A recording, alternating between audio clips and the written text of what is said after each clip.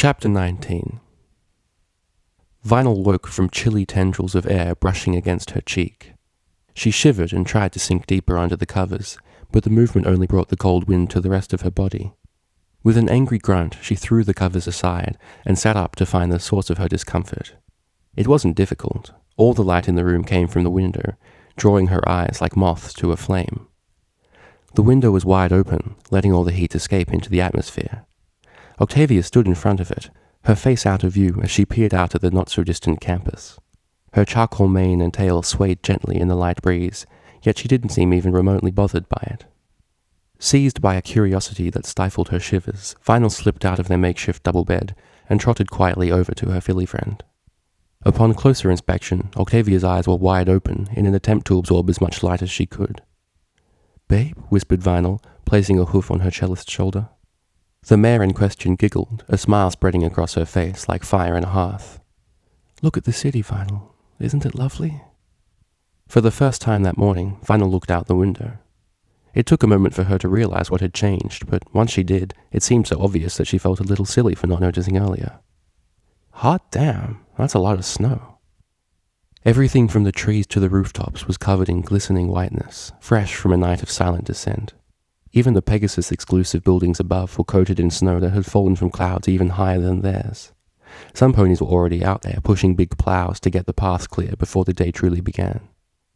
Outside the campus, the city of Manhattan grunted and groaned to life as dedicated unicorns and earth ponies set about pulling back the thick layer of snow, like taking the blanket away from an unwilling student before a day full of classes.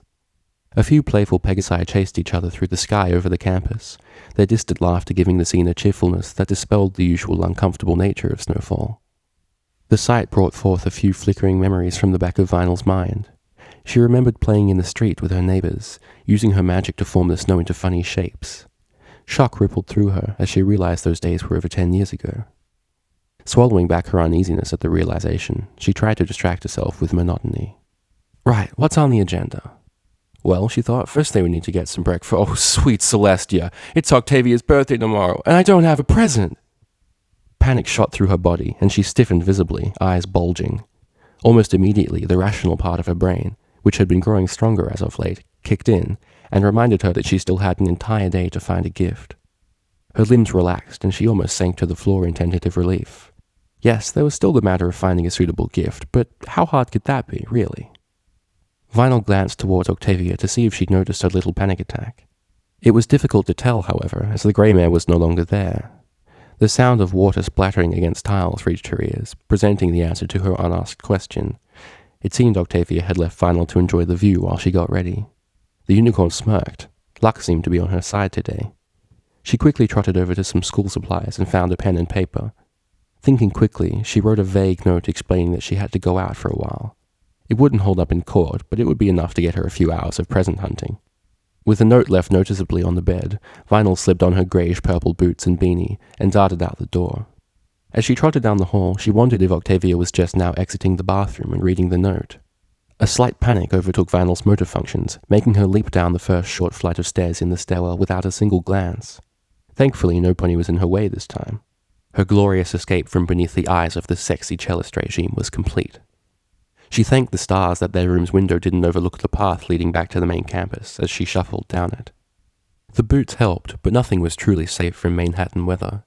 The cold seeped in slowly as she walked, though her body heat kept it from getting to her hooves at least. The beanie, meanwhile, worked like a charm. Vinyl's head was kept in a fuzzy warmth that brought a sheepish smile to her lips. Sheepish mainly because she should have chosen the gift weeks ago. Octavia's my filly friend now. I can't afford to forget this stuff. Vinyl would never forgive herself if the relationship was hurt by something as stupid as her bad memory. She paused at the university's main entrance to steady herself. Just thinking about what she had with Octavia being hurt in any way was enough to make her feel a little ill. Somewhere in the back of her mind, the word lovesickness was being tossed around a lot. It was a silly thought, but part of it struck a chord with her, namely the first syllable. Shaking her head violently, Vinyl refused to be sidetracked. Somewhere out in the city, the perfect gift was waiting. All she had to do was take the first steps. The train rumbled along in a most undesirable way. The elegant mare shivered distastefully at the thought of her valuable luggage being tossed around by the vibrations. There was some very expensive jewellery in there. Nothing from her main collection, of course. This occasion was important, but not that important. But some tertiary pieces that would suffice if she needed to dress up. For now, she simply wore her signature silver necklace, embedded with a stunning blue gem and speckled with gold. Another round of violent shaking set her teeth on edge. Tertiary or not, her luggage was still extremely valuable. There were some fine dresses and scarves in there as well. No gifts, of course. Not yet. There was a lot of evaluation that needed to be done before she would even think about rewarding her daughter. Sighing as the shaking ceased, she turned her attention to the window. A light flutter of snow was descending, and the landscape grew whiter by the second. She nodded in satisfaction. Manhattan was close. Vinyl stepped out of the shop feeling disheartened. It was the 5th time she'd done that in the past couple of hours. Each store was packed with baubles and trinkets of 1,000 different kinds, but she still couldn't find anything suitable. Even the more expensive gifts just didn't seem like enough. After all, Octavia had probably grown up with gem-encrusted toys and jewelry. These things would just seem like cheap, sparkly stones to her. She rubbed her forehead in frustration. How do I buy a gift for some pony who grew up with everything? Not to mention she wasn't exactly rolling in bits at the moment. She almost regretted all those nights they'd gone out for dinner. Almost. A childish gasp of wonder came from nearby. Vinyl turned around and saw a young filly poking at a yellow and pink striped streamer wrapped around a pole. Upon closer inspection, she saw that the streamer led to a bench and then to another pole. A few more ponies were standing near it, exchanging curious theories. Vinyl trotted to the other pole, following the streamer with her eyes. It traced a path along the street between lights and bins and any other object that was tall enough for it to be attached to. She followed it, along with a growing number of interested ponies, much like a cat would a piece of yarn being dragged across the ground. After a few moments of this, she sheepishly chided herself for such foolish behavior.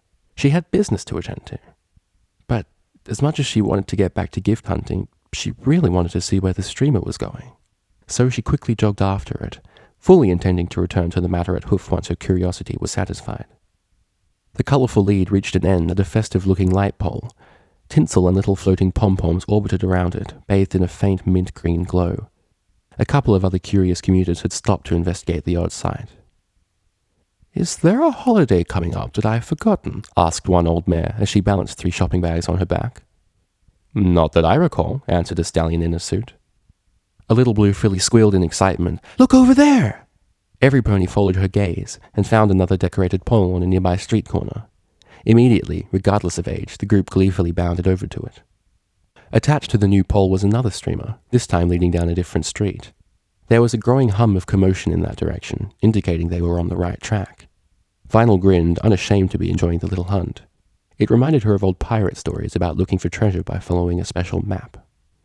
Once more, the group quickly trotted after the streamer, the older members caught between curiosity and reserved dignity, while the younger members disregarded any pretense of disinterest, sprinting ahead to find the next trail. Vinyl joined them, reaching the next brightly coloured pole only seconds after the kids. This time, rather than being tied around the middle, the streamer was attached to the top, and stayed out of reach as it crossed the road and connected to the top of a 2-story building on a street corner. A large crowd milled about in the street before it, and Vinyl noticed that there were several other streamers leading from other streets, all drawing ponies towards this building. They must be all over Manhattan. The DJ pushed through the crowd, something she was no stranger to doing, and managed to reach the front.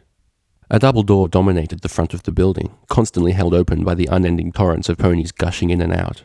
The walls were painted the same color as the streamers and poles, with bright patterns and eye-catching decorations everywhere. Above the door, a sign proudly proclaimed, "Bon Bon's Confectionery." Vinyl's jaw dropped. Such a massive commotion just for a candy shop? It was ridiculous.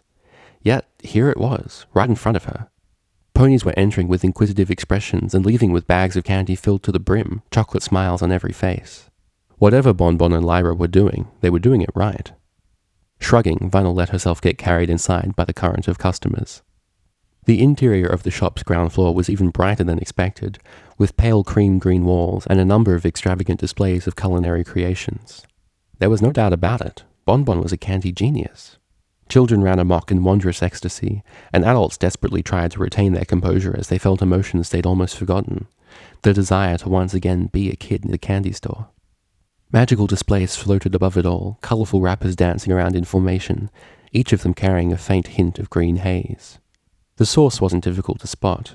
Lyra walked along the outskirts, horn pulsing occasionally to touch up or adjust one of her spells. Vinyl would never admit it, but she was a little impressed by how many different spells were in motion, not to mention those in the streets outside. Lyra didn't show any signs of exertion though, just a little smile that seemed a lot more natural than the smirks she used to wear. Turning her eyes to the counter, Vinyl stood on her hind legs to see over the crowd. She felt a little bit like a meerkat, but it worked. Strangely enough, Bon Bon wasn't at any of the registers. They were being run by several teenagers seemingly straight out of high school, plus Carrot Top, who was apparently supervising them. With no Bon Bon in sight, Vinyl reluctantly picked through the crowd in Lyra's direction. The mint green unicorn noticed her approach and nodded in silent greeting. "Hey there," Vinyl said, struggling to raise her voice over the din. "Don't suppose you know where Bon Bon is, do you? I wanted to congratulate her." Lyra nodded. "She's upstairs at the moment. Here, follow me." Without further ado, the DJ followed her behind the counter to a flight of stairs. They trotted up quickly, the noise not fading in the slightest, and slipped through the door at the top, closing it behind them. Even after that, the sounds from the floor below remained as loud as ever. The top floor was much less extravagant than the shop below, instead looking more like a normal flat. It was a lot bigger than Vinyl's old place, with a couple of bedrooms leading off from the main living area, as well as a fully stocked kitchen. The floor was covered in a plain yet soft carpet, and the furniture looked halfway decent. It was safe to say that Bon Bon and Lyra were living very differently to the rest of the university students. Bon Bon was reclining on a couch reading, earmuffs strapped tightly to her head. Upon Lyra magically poking her, she sat up and uncovered her ears, wincing at the sudden return of noise to her world. "Hi, Vinyl!" she shouted slightly too loudly. "It's great to see you, but I'm not sure we can have much of a conversation like this." The cream-colored mare looked helplessly at Lyra, who shrugged as if saying, "What do you expect me to do?" A light bulb flickered on in Vinyl's mind. "Hang on, I've got an idea." She turned back to the door leading downstairs and jammed her eyes shut in concentration. Now, what did Leafy say? She channeled magic into her horn, letting it drift within her shapelessly, then opened her eyes and focused on the door. The magic took form, slipping into and plugging not only the cracks at the sides of the door, but the impossibly small ones within the wood and surrounding wall itself. She looked around the room, painting the walls and floor with the spell, letting it infuse with the structure of the entire level and cutting it off from unwanted vibrations in the air. It was a lot bigger than her home with Octavia, so she was panting slightly at the end of it. The fact that she could hear herself breathing again was all she needed to know that she had succeeded. "Better?" she grinned at the two stunned ponies. "Much," Bon Bon whispered hoarsely. Lyra frowned. "That was pretty good magic. I didn't think about finding a spell to help with the noise." Vinyl shrugged, determined not to be a cocky jerk today. "Yeah, well, it would have been pretty hard to keep it going while doing all those other fancy spells downstairs and outside. They were, pretty impressive, by the way." "Thanks." Lyra hesitated before continuing, but when she did, she wore that little smile again. "You think you could teach me that spell? It could be useful for maintaining Bon Bon's sanity." Bon Bon rolled her eyes. "We'll look it up later, Lyra. Violet clearly didn't come here to save us from the racket." The business owner put her book down and trotted over to join them. "So what does bring you here today? I know I invited you and Octavia around here anytime, but you have the look of a mayor on a mission, so it can't be a casual visit." "It's not." Vinyl fidgeted a bit at having to explain herself in front of Lyra. "This is going to take some getting used to." "Okay, well, it's Octavia's birthday tomorrow, and I don't have a gift. I came into town looking for one, but I couldn't find anything good enough. Then I got distracted by your streamers and found your store. At first I just wanted to congratulate you on how awesomely your shop is doing, but now that I'm here, do you two have any idea what I should get?" Bon Bon wore a thoughtful expression, but Lyra was chuckling softly. "You waited until the day before to start looking for a gift?" The DJ scratched the back of her head sheepishly. "I was distracted." "Yeah, I'll bet you were." Vinyl opened her mouth to reply, but was cut off by Bon Bon. "Oh, don't start, you two. You were doing so well."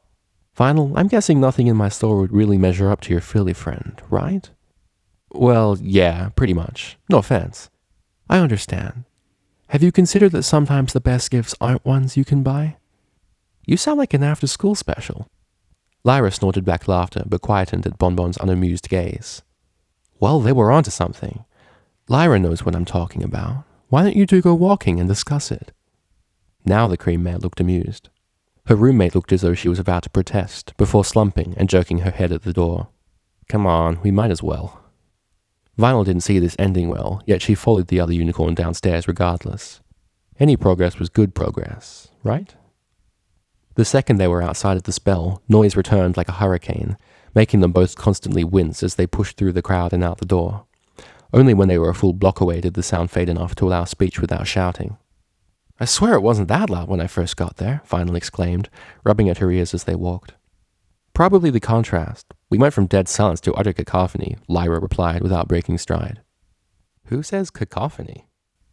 Yeah, I guess that makes sense." For a while, they simply walked through the cold streets, taking turns and following side streets that Vinyl had never seen before. It wasn't technically an uncomfortable silence, just a strange one. She half expected them to arrive back at the store and hear Lyra saying, "Good chat," or something. Before she could voice her thoughts, they arrived at the entrance to a park. The snow wasn't too thick yet, and much of the ground was still uncovered, mainly the path. The trees were all blanketed in white, and a few quiet couples took evening strolls through the pretty scenery. It was then that Vinyl noticed the time had slipped away from her yet again. "Oh crap, the stores have all closed." The orange setting sun seemed to taunt her for losing track of time. "Relax. Do you remember what Bon Bon said? Some things can't be bought." Lyra seemed perfectly comfortable, even without any warm clothes on. After finding a deserted area, she suddenly stopped under a big white oak tree and turned to face the DJ. "So, what do you see in her?" "Huh?" Vinyl raised an eyebrow. "Octavia, what do you see in her?" "Come on, do you really want me to get all mushy in front of you?" Lyra squared her shoulders. "Just say what you feel. I'll endure." "All right, well..." A gust of wind blew past, carrying the scent of wood fires. "I see nothing in her. I'm not crazy about her because of any one trait or quirk. Those are like the individual notes in a song. Alone, they're meaningless, but together they make up her perfect melody. So it's not what I see in her, it's that I simply see her." The DJ blushed. After a moment of silence, Lyra cocked her head. "Her eloquence has rubbed off on you, I think." Vinyl grinned in pride, her cheeks still red from embarrassment. "Yeah, well, there was a lot of rubbing involved." Finally, Lyra cracked a smirk. "I'll bet." But her job wasn't over, so she sobered up quickly. "You've confirmed something for me.